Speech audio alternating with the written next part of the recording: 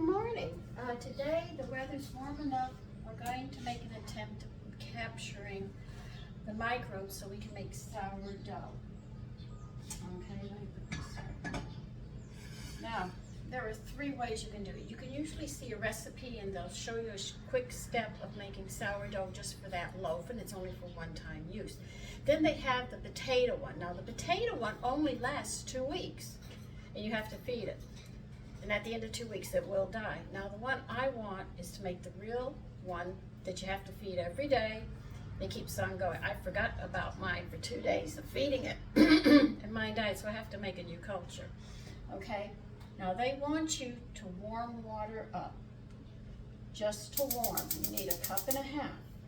That's all you need. You don't want it hot, you want it warm, because we've got over 400 microbes that we're going to try to catch that are in the air. And they love bread flour. You cannot use all-purpose flour, wheat flour. They love bread flour. Oh, let me get the 4th cup. It fits in there better. So I'm going to use 2 cups of bread flour, and I'm going to put it in here.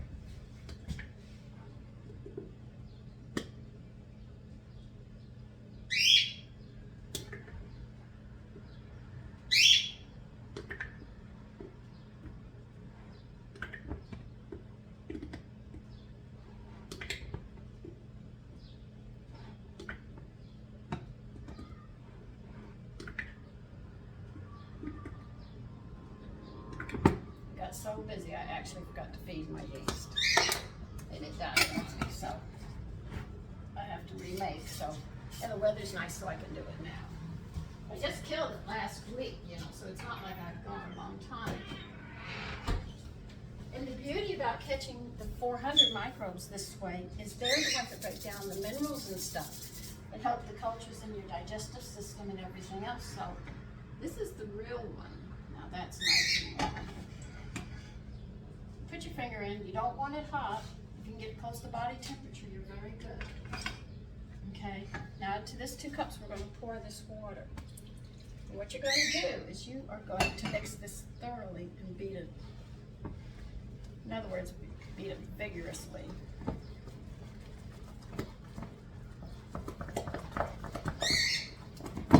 Because this is what they like, just like this. A lot of times people tell you you've got to set it outside, but you can't cover this because the microbes are in the air. This is why it has to be open like this.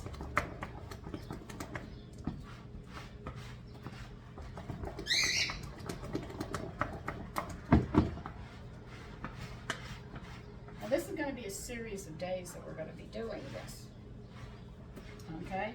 And if it doesn't work the first time, do not get disappointed. It took me 4 times before I got it right the first time. So, letting you know, just depends upon them. But you want to give them a home where they can live. And that's what you're actually doing. This is their food, and they make a home in here.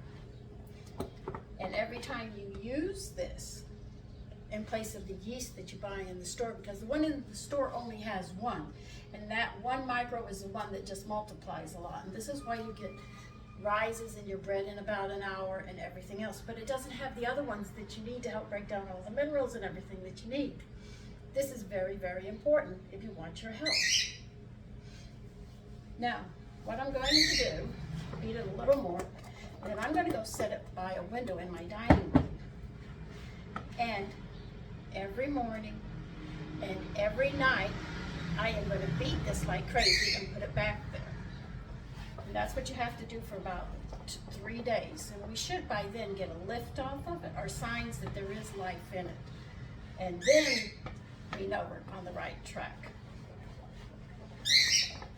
So I'm going to go set mine by the window, and we'll get this started of making our own cultured yeast. And you will see that. See, it is done much different than the fast-acting one that you get. But remember, when you every time you use that fast-acting one, you only got 1 microbe, and that only multiplies that only 1. You need all 400 of them, and they're in the air, and that's what we're trying to grab.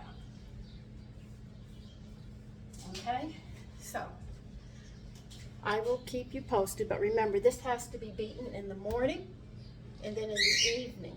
And by day 2 or 3, we should start seeing results. Okay, if we don't, we start all over again. So I'll see you in 2 or 3 days about this, and we'll see how it goes. Something else I forgot to tell you. The wild yeast I'm making will last forever as long as you feed it. That is the trick of the sourdough. It must be fed every day.